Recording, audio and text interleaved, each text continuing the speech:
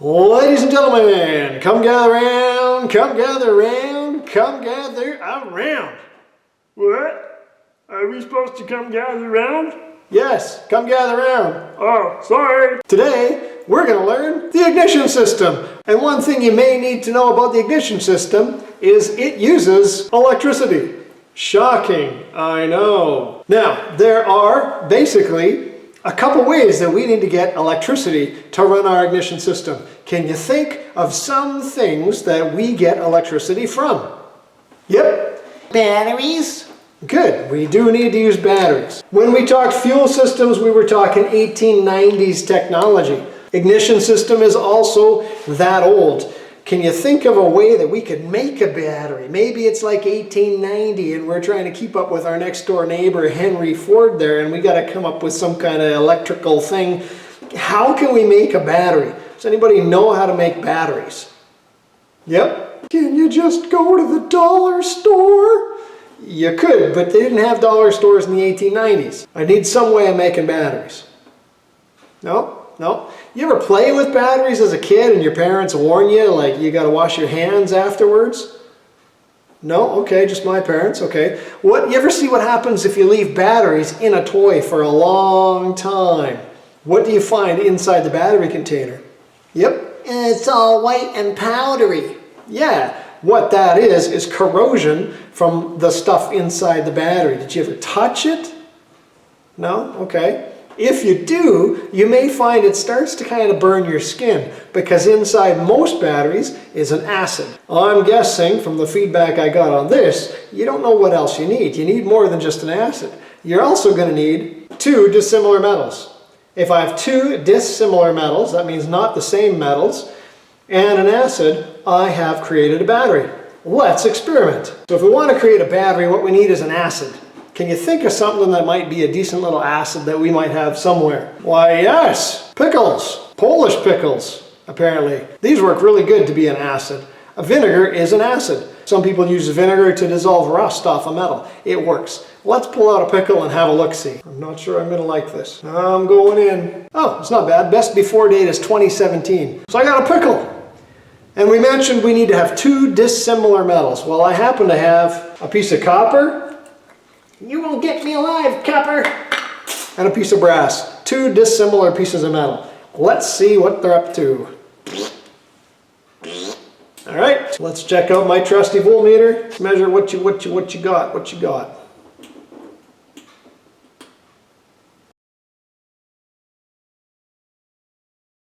So we made a battery out of a pickle, which has an acid in it. We plugged in two dissimilar metals and we measured voltage. Woohoo! But we found that it's not enough voltage. Boo! Does anybody know how much voltage a typical car battery has? Yep. 9 volts? Nope. Yep. 6 volts? Not since about the 1950s. Well, most car batteries today are 12 volts. Have any of you ever licked a 9-volt battery? What kind of crazy things do you do, Mr. Wellwood? I lick 9-volt batteries and Hot Wheels cars and swing sets in winter.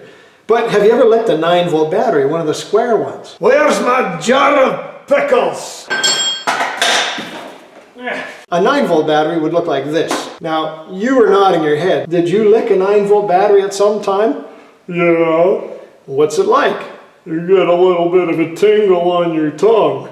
Okay, yeah, pretty much. And in fact, I kind of like to have that little tingling from a 9-volt battery, and it's a way that I check to see if these have any juice. Smarter way to check is with a voltmeter. So I've set it to DC voltage. DC voltage is straight line juice like you get out of a battery. AC is alternating current and typical what you get out of a house. This side is named positive. Stick this in here and see what kind of volts I get out of this. 8.87, that's not bad. Let's see if we got a good tingle. Ow! Now, for you guys who've licked a 9-volt battery, have you also touched a spark plug while it was running? You haven't. But you're kind of hesitant. I touched a running spark plug on my lawnmower once. Yeah? What did it feel like? I felt like I had to sit down for a little while. It's a bit intense. So now you've licked 9-volt batteries. Do you feel like after licking one of these, you got to sit down for a little bit? No. Okay, But I bet if you licked a spark plug, you probably aren't going to enjoy that. I didn't enjoy touching the spark plug with my fingers. We're going to need more voltage than a 9 volt to run our ignition system. We could daisy chain a bunch of pickles together, but it's really, what we're discovering is it's not enough. So we got to think of another way of creating electricity. Other than batteries, can you think of another way to create electricity? Yep. What about a generator?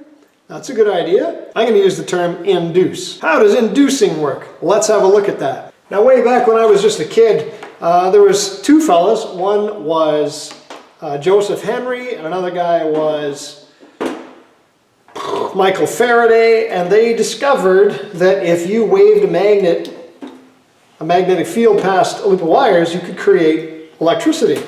Ooh, and this is inducing, fancy word, inducing electricity. I happen to have a magnet right here, and it's certainly sticking, and I have a loop of wire, and I have right here a galvanometer. Galvanometer just measures small amounts of electricity. This one can measure positive and negative, and if I take this magnet and wave it over this, oh my gosh, you lied to us, Mr. Wellwood. Well, actually no, because the strongest place for this to be is in the middle. So I put this in here, you can see this just went negative. If I pull it out again, it goes positive.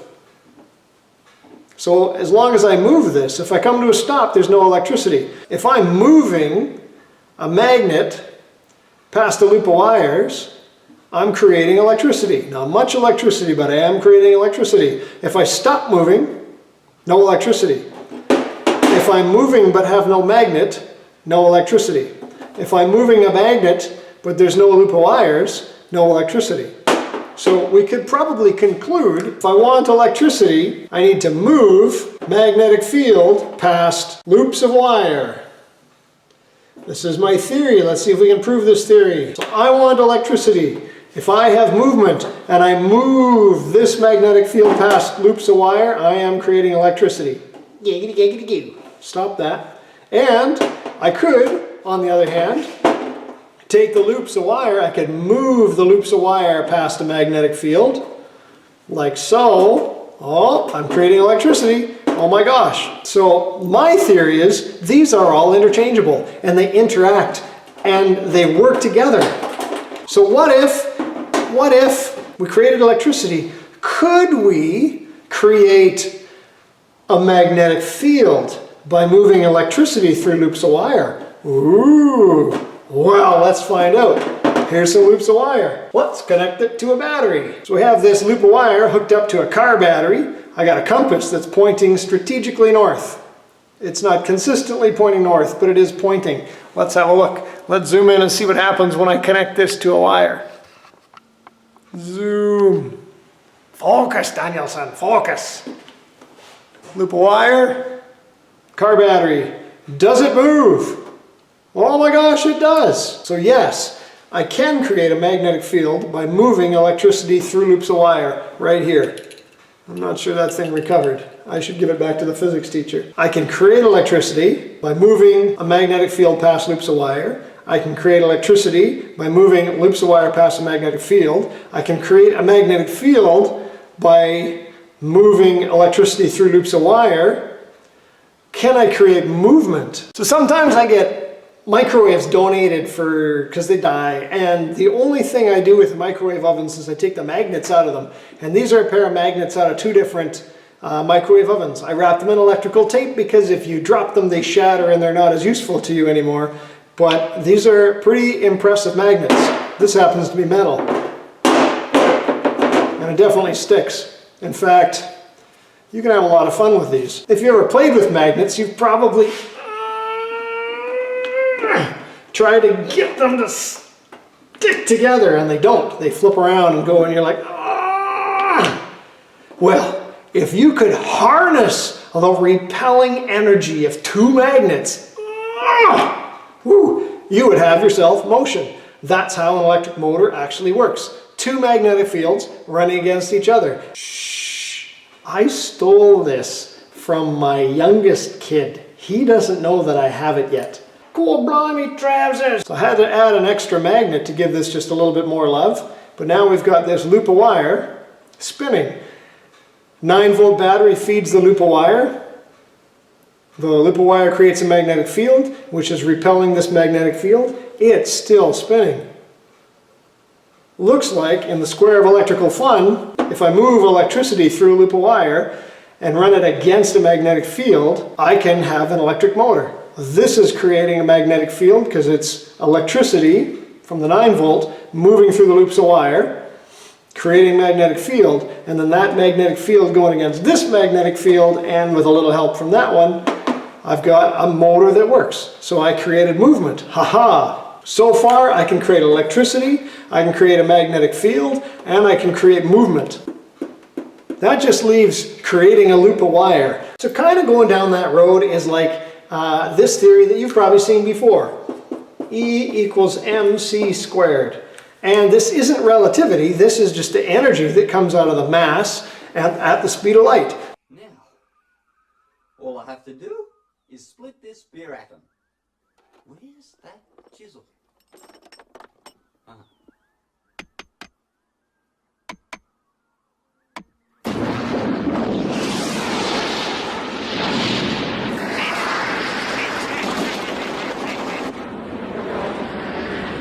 So I can take a whole bunch of energy, tuna fish sandwich, or a whole bunch of energy, rubber tires, or a whole bunch of energy, planets that surround the entire galaxy, or a whole bunch of energy, gelatinous monster that fangoriously devours Manhattan. We can have issues. How do you control what you get with that kind of energy? If you can take energy and come up with loops of wire, I'm going to give you an A+. I've already given you an A+.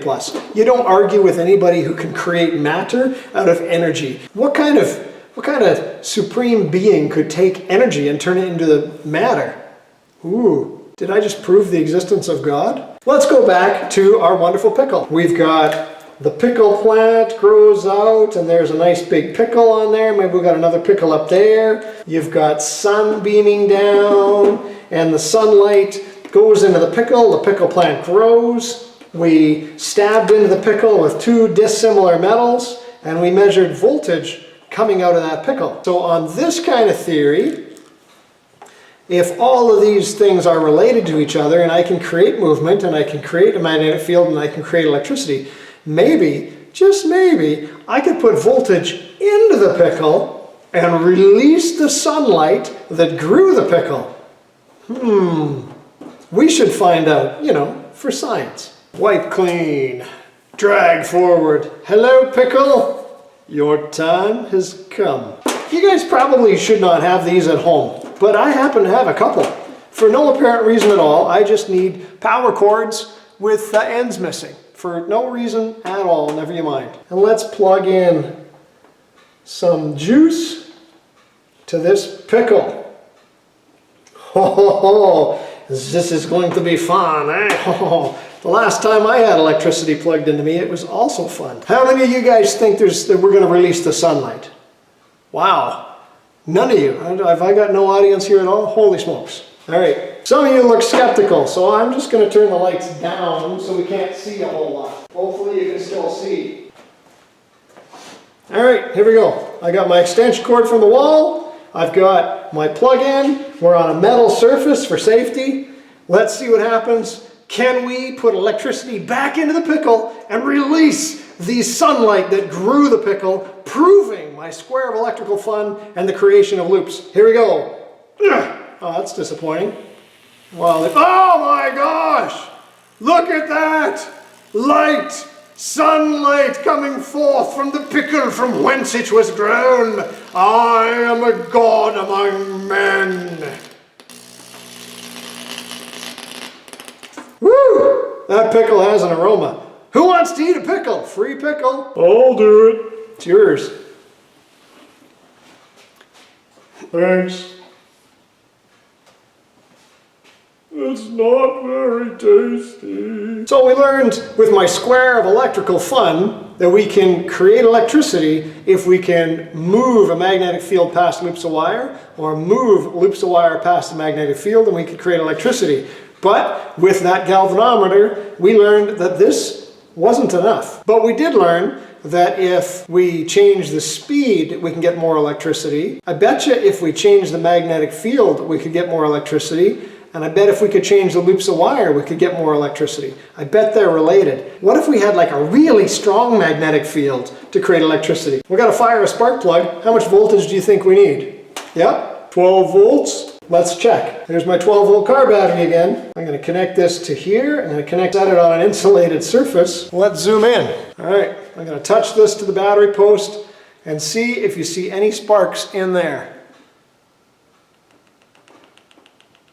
Nothing. 12 volts isn't going to be enough to fire this lowly little spark plug. How many volts do you think you're going to need? Yeah, 12 volts. Okay, no, because we just tried that. Any other guesses? Yeah? 120 volts? More. 1200 volts. Whoa, that's getting pretty saucy. Not enough. Yeah? 12,000 volts. On many vehicles, 5 to 15,000 volts will jump. You want to make sure you can provide more. You don't want a car that can only do the speed limit. You want a car that has the ability to go more, but you don't always have to drive it full throttle all the time. Fun though that may be. So we need to step up the voltage a whole bunch more. Think about this. Can we use this like twice to get super high voltage out of here? So I want to create electricity to jump the spark plugs, and I need a lot of it. Let's pretend we're a 1975 technology Chevy, and I want 45,000 volts. So if I need that, what three things do I need to create this kind of voltage? Yep. Well, you need movement, the magnetic field, and loops. Are you reading this off of here? No. Are you sure? No. Okay. You're right. And then I need to put a magnetic field past it. If I move a magnetic field past this loop of wire, I can create electricity. The amount of electricity that I create is going to be dependent on the number of loops, the size of the loops, and the strength of the magnetic field. So what could we do to create a big magnetic field that can work this? What three things do I need for a magnetic field? Yeah? Money? No. Well, yeah, but no. Yep. Moving electricity through loops of wire. But you've already got loops of wire. Oh, I know. Maybe I've got like a second loop of wire. What if I could have like voltage of some kind go through here, and then we run this through loops as well? Would you agree that if I put electricity through this loop of wire, I'm creating a magnetic field? Yes. Okay. And would you agree that if I have no voltage and no magnetic field, and I turn on the voltage, I now have a magnetic field, going from nothing to something would technically be a moving magnetic field? Silence. Oh, cricket, cricket, tumbleweed. Okay. If you can trust me that if I have nothing, suddenly I have something, it moved. I've seen my bank account move from money down to no money, and it's moving, I assure you. So if I turn this on and the magnetic field is there, it grew, it's there, it's moved. So I have a moving magnetic field. And if I disconnect the voltage, it's going to collapse as well. So all I got to do is put some kind of switch in here. That's a symbol for a switch. When I connect it, magnetic field. When I disconnect it, lose the magnetic field. Now, technically, I have a moving magnetic field, and this magnetic field is moving past that loop of wires. If I have those loops super close, if I have maybe a crap load more loops in here and low resistance wiring and everything, so it's easy to produce electricity, and I have this set of loops designed to give me a really big magnetic field, if I have a big magnetic field going past a lot of loops, I should be able to get a lot of voltage. That can work as long as I turn it on and off. And in most cars, you do. You got a device that looks kind of like this. It's a coil. Inside is two loops of wire.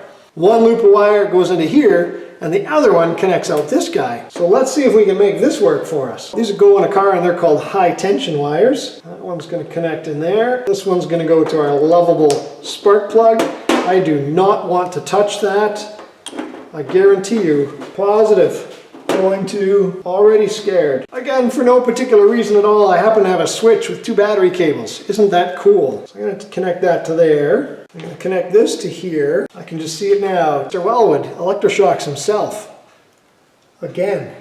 So I want negative to connect. I'm not touching that, I've learned. Let's zoom in. So here's our spark plug. Can you see the spark? Oh my. As long as this button is moving, if I stay there, it's not going to work. It'll burn out the coil actually. But if I stay there, there's no movement. As long as I turn it on and off, it'll spark. Let's try the lights. A little dimmer, might show up a little bit better. So there's electricity there. I do not want to touch that, just saying. This is just a little scary, man. Disconnect. Thank you.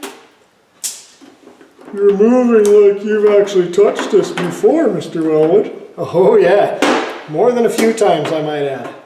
And not because I like it. This is the primary circuit. This is low voltage. And it produces the magnetic field to get the secondary side going. This is high voltage. Now this is the stuff that's been evolving for a long time. Our car batteries are the same, the coil is basically the same, but the switching part changes. On many engines up until about the early 2000s, you may run into something like this somewhere on your motor. It's called a distributor, and it distributes the spark to go to all your different cylinders. So here's a distributor from a GM V8 from probably the 1960s, maybe before that, but I'm pretty sure it's the 1960s.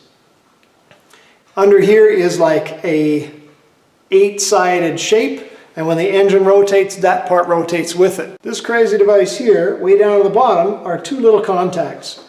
And when this thing rotates, and one of the points of that 6-sided, 8-sided, what is that, a hexagon?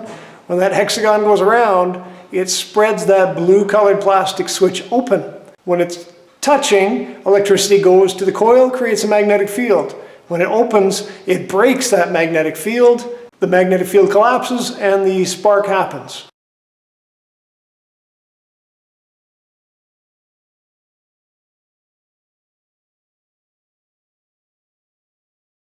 That's actually a good question. The magnetic field takes more time to grow than it does to collapse. And because it collapses faster than it grows, we get a significant spark when we open the breaker points and destroy the magnetic field, and it collapses quickly. This was pretty good up until about the mid-70s, and then we went to a slightly different design, which looked more like this. This is called electronic ignition, and there's no breaker in it. Sometimes they call it breaker points. This would be breakerless ignition. This is just a different way of doing it. This is a loop of wire. This is a magnet. By lining this post up with a loop of wire and this post up with a magnet, the magnetic field can be channeled through here. This loop of wire sees an increase in magnetic field, which produces electricity, and then a brain box takes that electrical pulse and goes, oh, fire the coils. And when it goes over to here, there's no magnetic field finding its way into the loop. The loop doesn't see a magnetic field.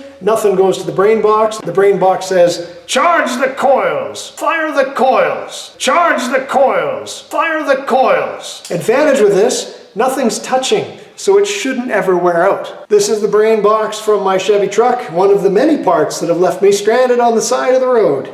And this one takes the pulse from inside the distributor and fires the coil. That's all it does. Life lesson here, you may want to keep one of these in the glove box just for that day when it fails you. Another way of doing it is this. We've got a magnet, we got some loop of wires, this thing goes in between the two, and this just interrupts or allows the magnetic field to get to the loop of wire. And we get a pulse going to an ignition module to fire the coil. This style is called Hall effect. Not to be confused with Hall and Oates, that's different. This distributor that I showed at the start, inside looks like this. Inside this is a magnet, and when these spikes line up with these spikes, we get a stronger magnetic field. It induces a bit of electricity through a loop of wires and sends a pulse to a brain box. Here's the brain box on this one, which goes and fires the coil. That's all it is. I see electrical pulse, fire the coils. No, I don't see it now. I see it now, fire the coil. No, fire the coil. Stop firing, fire the coil, charge the coil, fire the coil, charge the coil, fire the coil. This is 1980s technology right here. And for the modern stuff, you always have some kind of trigger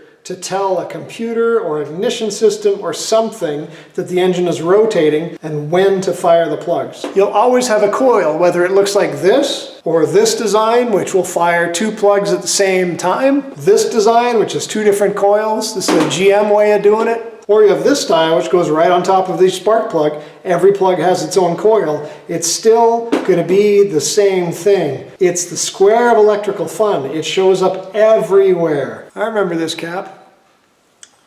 That's not normal. That's bad. That's bad, okay?